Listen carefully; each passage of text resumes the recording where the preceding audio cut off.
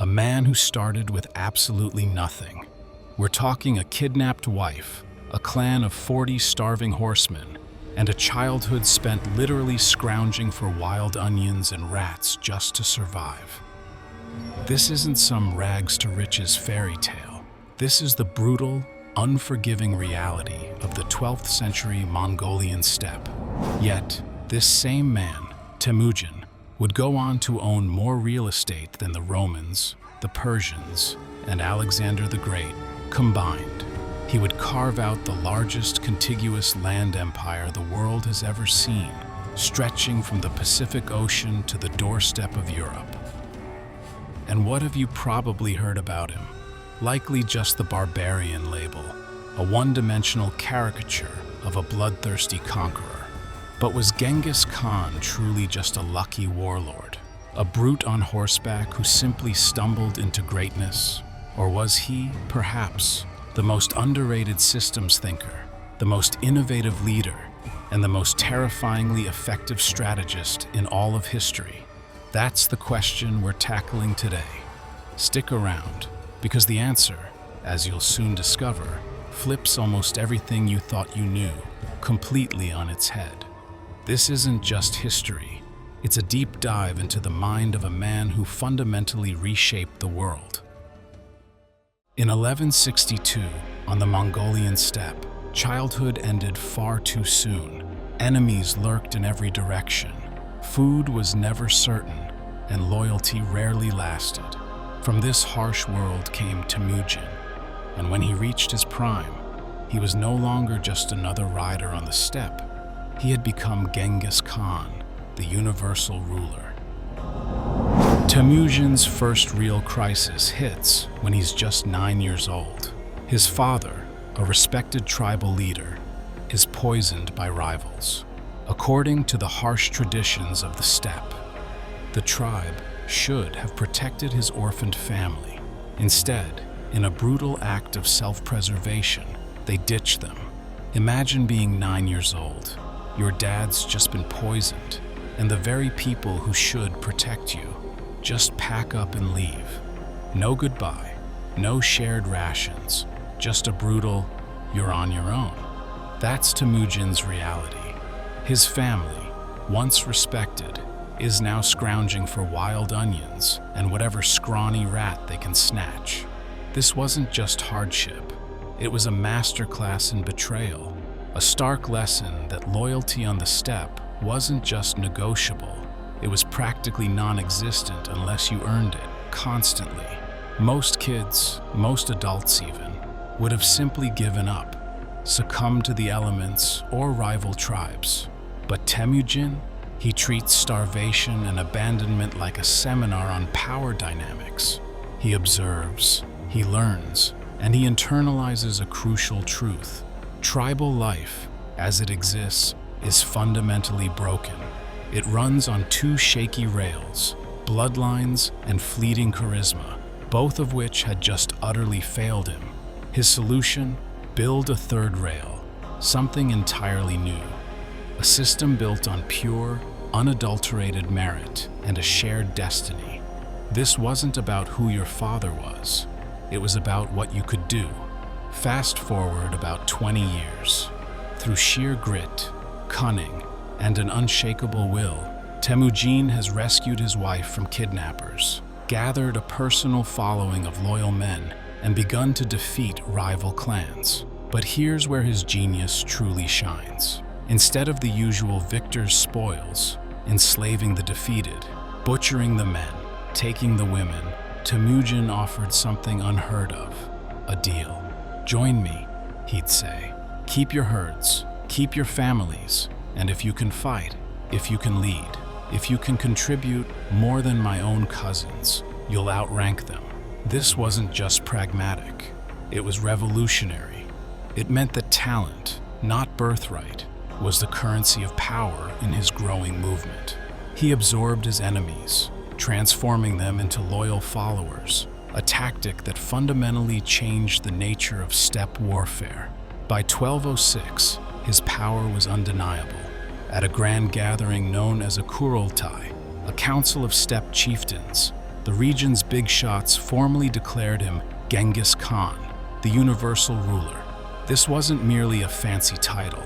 It was a recognition of his unparalleled authority and vision. But the true stroke of genius wasn't just accepting the title. It was what he did immediately afterward. He didn't consolidate power by reinforcing old tribal structures. No, he shattered them. He deliberately broke up the ancient tribal regiments and rebuilt his entire army into new composite units. Mingans, units of 1,000, and Zuns, units of 100. Crucially, these units were staffed by men from different tribes, deliberately mixed and mingled. Now, their loyalty wasn't to Grandpa's clan or some distant chieftain. It was directly to Genghis Khan and the new system he had created. Nepotism, the bane of so many ancient societies, died overnight. Promotion wasn't about who you knew or who your family was. It was 100% exam-based. Could you ride 120 kilometers without a saddle change, shoot a bow through a hoop the size of a paperback at full gallop, and still make it home for dinner? If yes, welcome to the officer corps. This was a meritocracy centuries ahead of its time, fostering discipline and unparalleled loyalty. He also codified the Yassa, a short, brutal, but incredibly effective rulebook. This wasn't just a collection of laws. It was a social contract for an entire civilization in the making. Some highlights: if you steal a horse, you die. If you pick up something lost in a raid before the boss sees it, you die. Sounds incredibly harsh, right? But what it did was replace centuries of endless, debilitating blood feuds with one clear, impartial referee, Genghis Khan himself. Suddenly, justice was swift, predictable, and universal. And the immediate impact? Commerce became safer on Mongol roads than in many European cities of the time.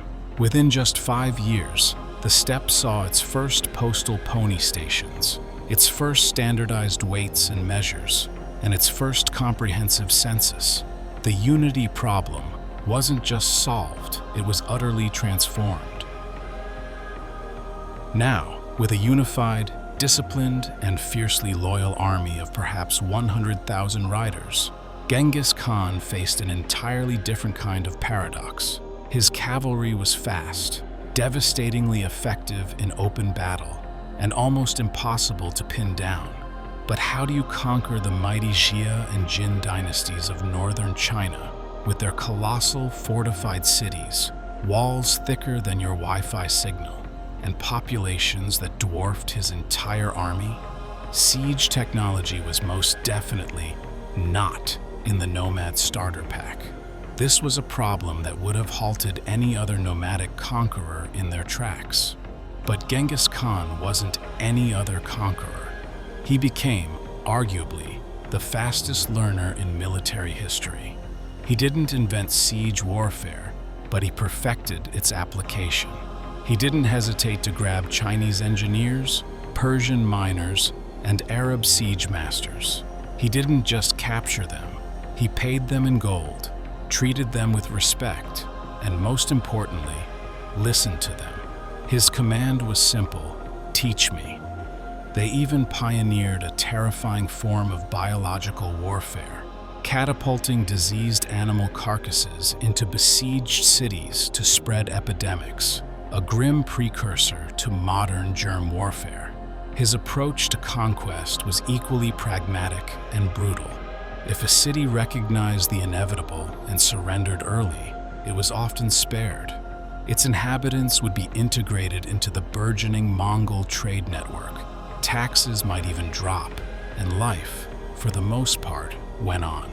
But if a city resisted, if it dared to defy the Khan, the penalty was psychological warfare 101, dialed up to 11. Take Nishapur, for example. After a revolt, the Mongols didn't just sack it. They literally erased the city from the map so thoroughly that archaeologists today still argue over its exact location.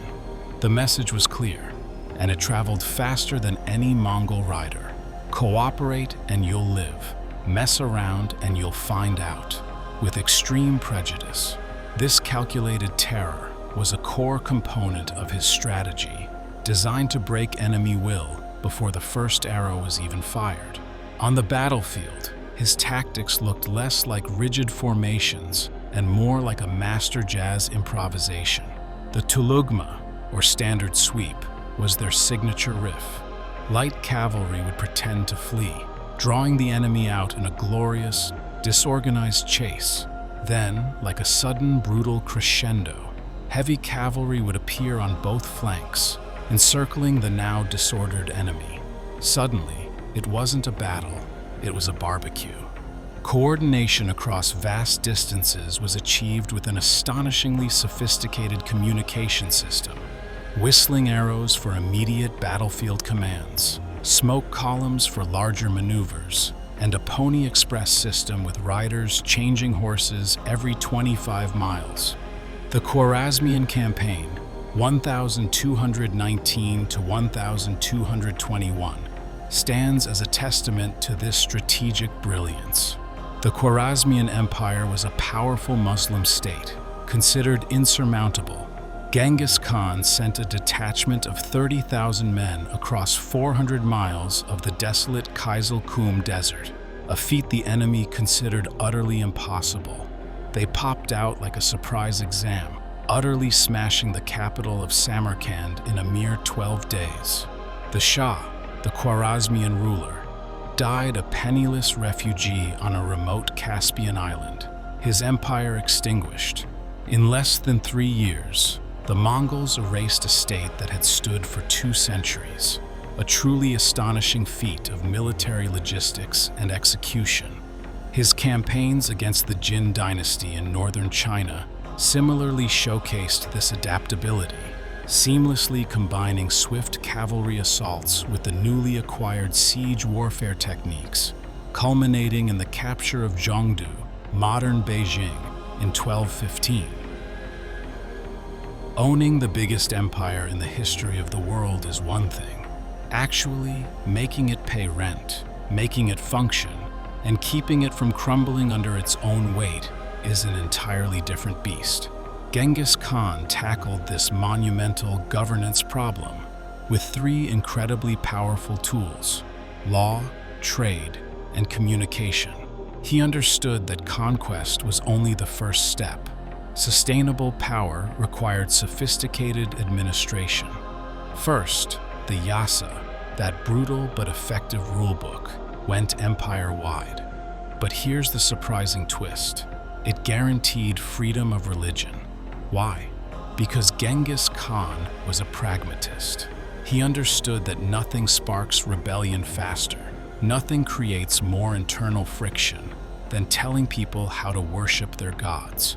So, Muslims, Buddhists, Nestorian Christians, and Taoists all received tax breaks for simply praying. The only caveat? Don't use the collection plate to fund a revolt against the Khan. This policy of religious tolerance was revolutionary for its time, a calculated move to foster stability and cooperation across his diverse domains. Second, he standardized tariffs across the entire empire. This might sound mundane, but it was an economic game changer.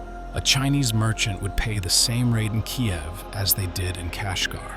This predictability, combined with the unparalleled safety of Mongol roads, meant that caravans grew longer, richer, and more frequent every single year.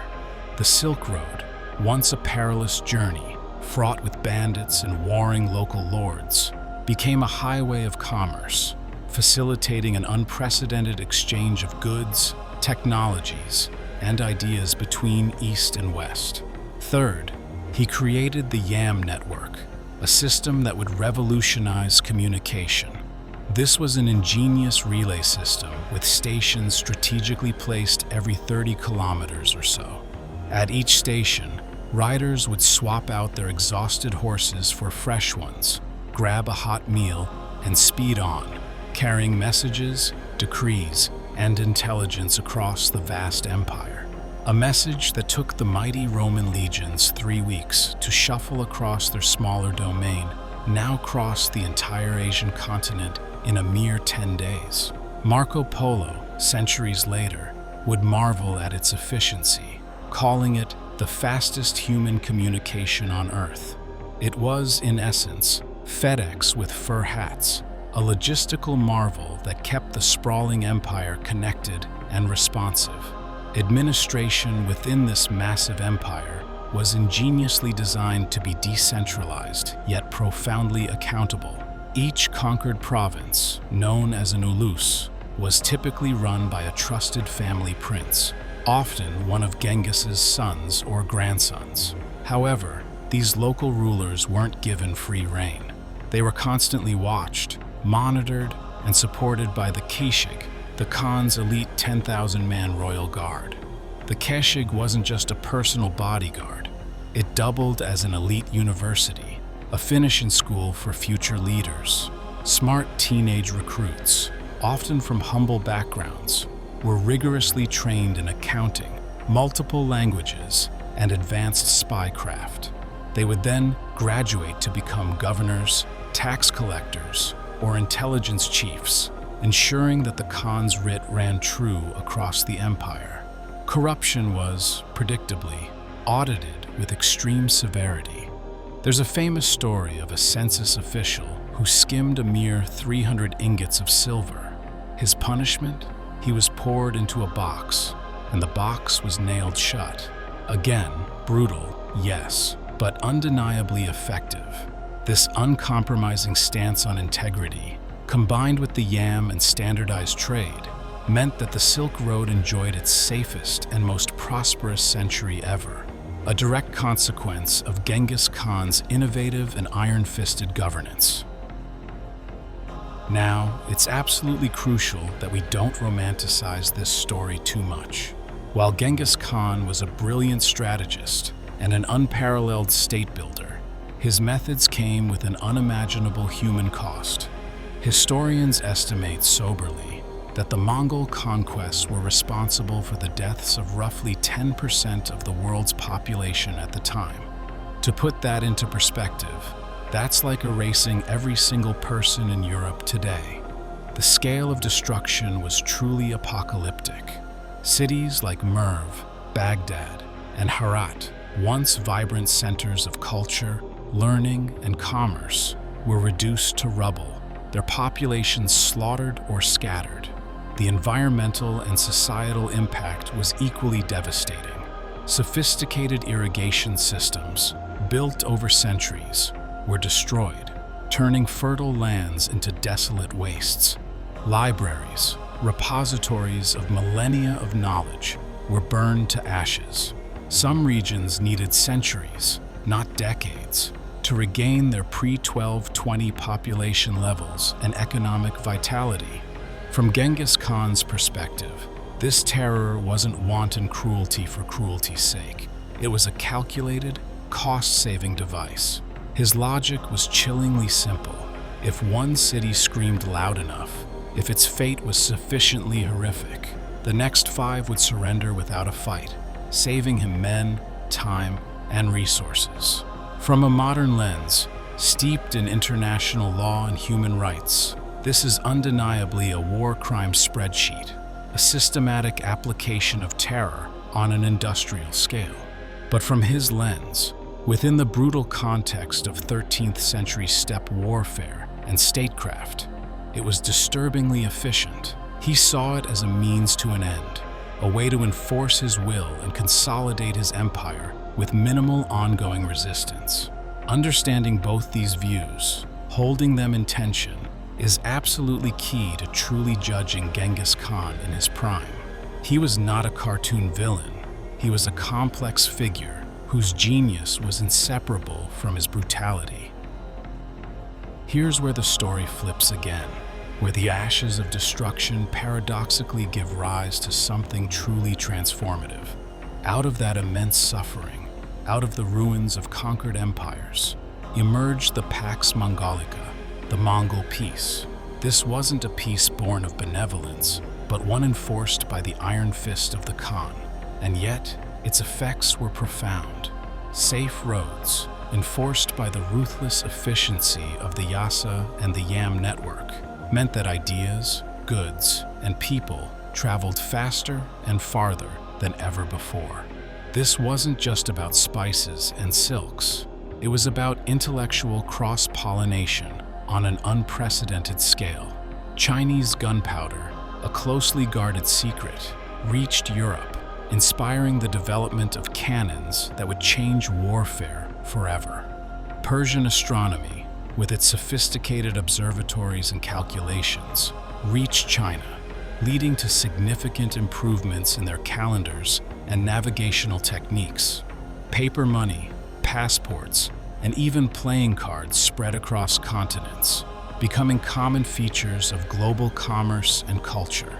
Some scholars even argue, quite convincingly, that this Mongol integration set the stage, indirectly, for the European Renaissance. Why? Because when Italian merchants, traveling safely along the Silk Road, could pick up advanced Arab mathematics and cutting-edge Chinese technology in the same bustling bazaar, an intellectual combustion happened. New ideas sparked, old dogmas were challenged, and the seeds of a new era of innovation were sown. The Mongols, inadvertently, became the greatest cultural conduits the world had ever seen. Genghis Khan also accidentally invented diplomatic immunity. His envoys, traveling across hostile Sun land, carried a paisa, a golden tablet that essentially declared, "Touch me, and the Khan will erase your city." This wasn't a polite request. It was a non-negotiable threat. Kings and rulers, from Hungary to Korea, quickly learned to treat these diplomats with the utmost respect, knowing the fearsome consequences of any affront. This custom, born of terror, still underpins much of modern international law regarding diplomatic protections. His empire itself, in its unified form, lasted barely 150 years before fragmenting into various successor states. But the systems he put in place, the census for efficient taxation, the revolutionary postal service, the meritocratic structure that valued talent over birth, these didn't disappear. They were copied, adapted, and integrated by future empires. The Ottomans, the Mughals in India, and yes, even indirectly, the modern civil service exams that govern bureaucracies worldwide, all owe a debt to the administrative innovations of Genghis Khan. His legacy wasn't just about conquest. It was about enduring institutional design. So, how good was Prime Genghis Khan? He took the ultimate underdog story, an orphaned boy on a frozen steppe, abandoned and left for dead, and engineered the fastest, most expansive land grab in human history. He wasn't just a conqueror, he was an architect. More than simply conquering vast territories, he built institutions flexible enough to outlive his own bloodline and ruthless enough to enforce order across continents. He was, in a single, terrifying package, part visionary CEO, part disruptive startup founder, and part horror movie villain. His solutions to the monumental problems of unity, conquest, and governance were often horrific in their execution, soaked in blood and tears. But they were solutions, not merely random acts of carnage. The next time someone dismisses him as just another barbarian on a pony, remember this. This is the guy who took utter chaos and forged it into a global network, a sophisticated system of communication, trade, and governance, 5 centuries before the telegraph, before the internet. Love him or loathe him, in his prime, Genghis Khan wasn't just good. He was terrifyingly effective, a force of nature whose strategic genius fundamentally reshaped the world. And we, whether we realize it or not, are still living with the profound consequences of his actions.